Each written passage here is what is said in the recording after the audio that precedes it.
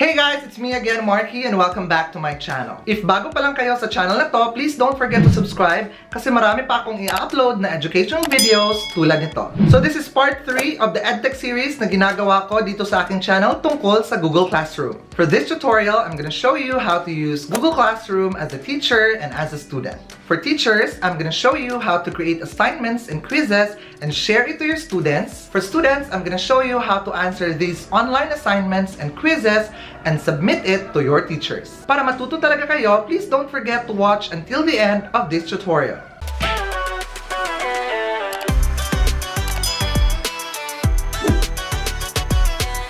By the way, in Google Classroom, may isang free online collaboration tool developed by Google for teachers and students. This tool is very helpful when it comes to distance learning or online learning. So how to create a quiz inside Google Classroom? For teachers, dito sa taas, click nyo lang yung classwork, tapos create, tapos quiz assignment. Okay, for this part, lagyan nyo ng title yung quiz nyo. For example, quiz number 1. Tapos instruction. So in creating a quiz inside Google Classroom, magbibigay siya ng blank quiz Google form na kailangan nyong i-edit para sa inyong quiz. So all you have to do is click this one, click Google Forms.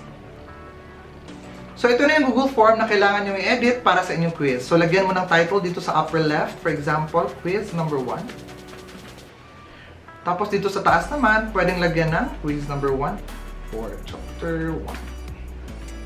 You can also add description under the title, for example.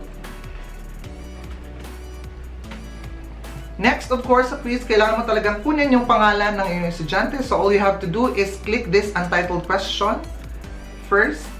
Okay? For example, lagyan mo dito ng last name because you have to get the last name of your student. Tapos dito sa bandang kanan, pwede kayong mamimili kung ano yung gusto nyong sagot or type ng answer na ibibigay ng iyong estudyante. So for this item, lagyan natin ng short answer kasi nga yung apelido yung isusulat nila dito. So that is a short answer.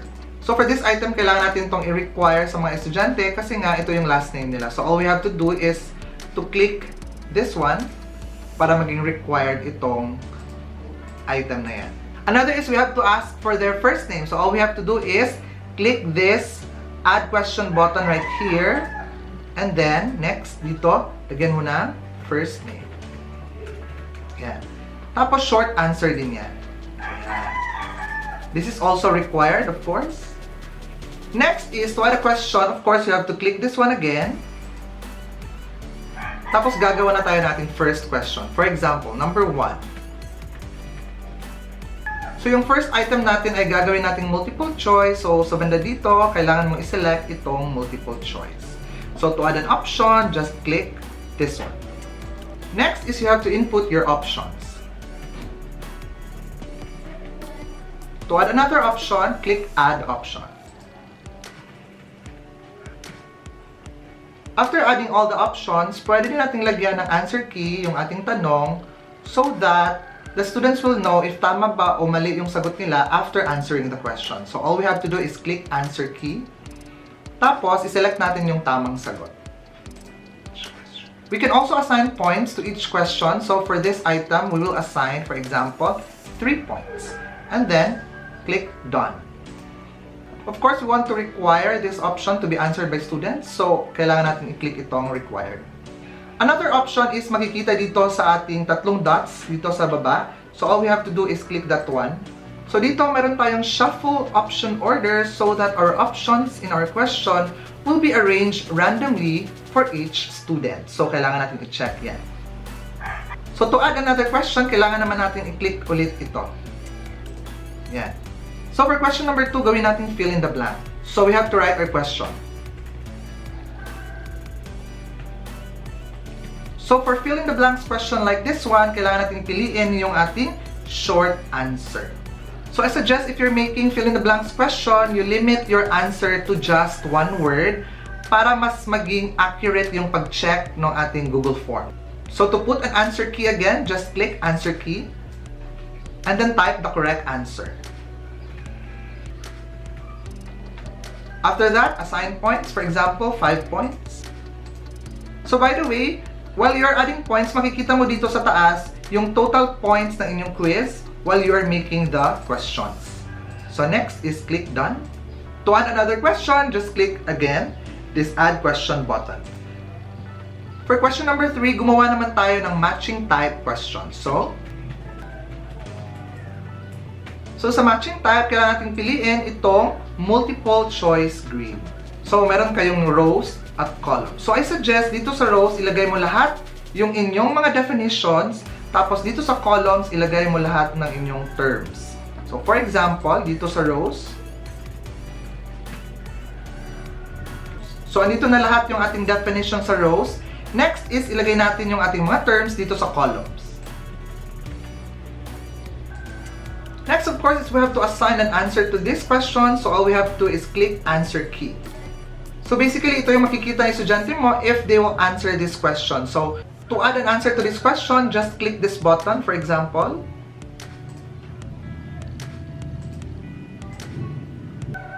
We can also assign points to each item. For example, this is 2 points each, for example. And then click done. We also need to require this question. And of course, shuffle row order.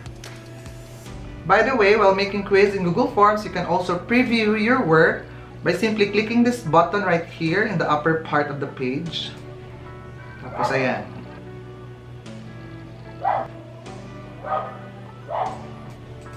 You can close that one. To add another question, i-click na naman natin ito. For question number 4, let's try adding a picture in our question. So to add a picture in the question, just click this button here and then browse for your picture from your computer.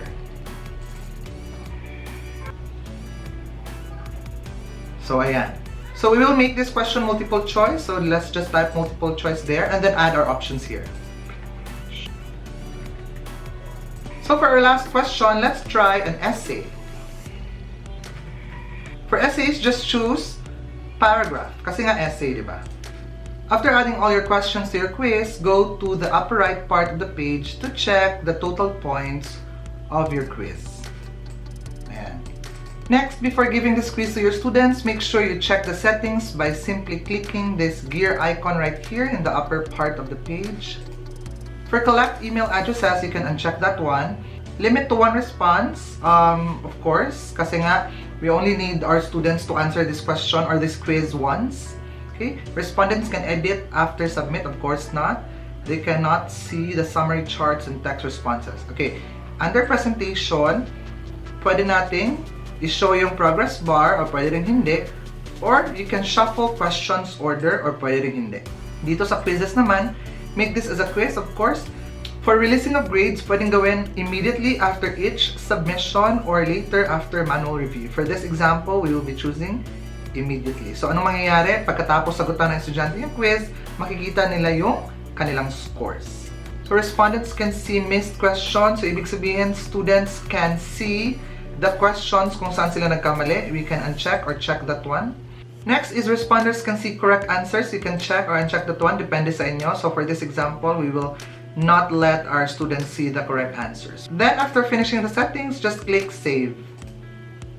So tapos na yung quiz mo. But before anything else, bago mo isend ito sa mga estudyante mo, make sure that dito sa taas may nakasulat na all changes saved in Drive. Ayan. Pagkatapos niyan, you can close this window at babalik ka dito sa assignment instructions mo. So, itong blank quiz na ito yung ginawa natin na quiz kanina. So, to check, pwede mong i-click ulit yan. Ayan yung ating quiz.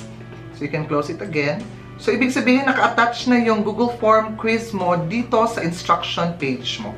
So, next, what you're going to do is assign this quiz to your class. So, what you're going to do is, of course, select the class that you want this to be assigned. Then, your students. Then, points, for example, 25 items. The due date of this exam is on May 27, for example. Then dito sa topic, ilagay mo sa chapter 1, for example. And then dito sa taas, pag i-click mo itong arrow na ito, you can actually have an option to assign it immediately or schedule this quiz or save it as draft. But for this example, we'll assign it to our students immediately. So, i-click lang natin itong assign. So teachers, after assigning the quiz, makikita mo na dito yung quiz number 1 sa iyong classwork. Punta naman tayo sa student view. So for students, paano ba sagutan yung quiz na binibigay ng inyong mga teachers sa Google Classroom? So makikita nyo dito sa inyong listahan ng inyong mga classes, makikita mo dito yung mga quizzes or assignments na binigay ng inyong mga teachers. So all you have to do is click quiz 1. Or you can also click the name of your class and then classwork. Tapos makikita mo na dito yung quiz na binigay ng inyong teacher. So all you have to do is click quiz and then view assignment. So to answer the quiz, all you have to do is click this quiz 1 for chapter 1, then answer the quiz.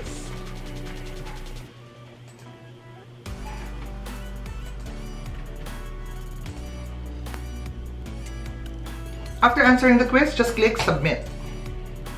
If gusto mo makita yung score mo, just click view score. Okay, you got 19/25. And then you can close this one. To go back to your assignment, just click open assignment. After submitting your answers to your quiz, makikita mo dito sa upper right ang words na turned in. Ibig sabihin, you have finished answering your quiz. So balik naman tayo dito sa teacher's view to check kung ano yung mangyayari if your students have already finished answering the quiz. So, from your classwork, just click the quiz na ginawa mo. Tapos, dito sa turned in, makikita mo may isang estudyante nang nag-turned in or sumagot ng quiz. So, all you have to do is click that one. Makikita mo dito si Jason student ay tapos nang sumagot sa quiz dahil may nakasulat na dito, turned in. So, to check Jason's answers and quizzes, all you have to do is click the Google form. And then dito sa lower right, sa pencil icon, just click that one. I-click mo itong responses. And after that, you can click this create spreadsheet icon. So, ang ginagawa ng Google Classroom after clicking that icon is gumagawa siya ng spreadsheet for the summary of all the responses of your students. So, all you have to do is click create. So, ayan na yung spreadsheet na ginawa ng Google Classroom para sa iyong quiz. So, makikita mo dito yung email address ng sumagot, score ng sumagot, last name, first name. Of course, nakikita mo dito yung lahat ng sagot ng iyong estudyante. So for this example, nakakuha ang ating estudyante ng 19/25. So you have an option to, for example, record the score dito sa Student Work tab ng Google Classroom, or you can just copy the score to your class record. So that's it, guys. I hope may natutunan kayo sa tutorial na to. If you learned something from this tutorial, don't forget to give this video a thumbs up or like this video and share it to your friends. For the other parts of my Google Classroom tutorial, you can actually check the description box below to check the links of the other videos. Don't forget to subscribe to this channel for more educational videos tulad nito. This has been your friend, Sir Marky. Thank you for watching. Laban lang!